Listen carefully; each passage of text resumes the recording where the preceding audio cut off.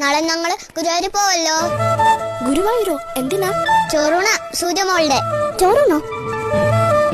സൂര്യമോളില്ലേ എന്റെ അനിയത്തി, അവളെ ഉണ്ടല്ലോ. ഞങ്ങൾ ഗുരുവായൂർ ഉണ്ടോ, എന്നിട്ട് അവിടെ വെച്ച് ചോറ് കൊടുക്കും.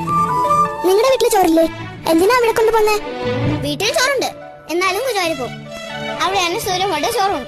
എവിടെയാ ഗുരുവായൂർ? ഒത്തിരി ദൂരെ ദൂരെ ദൂരെ ദൂരെ. എങ്ങനെയാ പോണേ? ബസ്സിലാ? ബസ്സിലൊന്നും അല്ലെന്നേ, കാറിലാ. എന്റെ അച്ഛൻ കാറുണ്ടല്ലോ.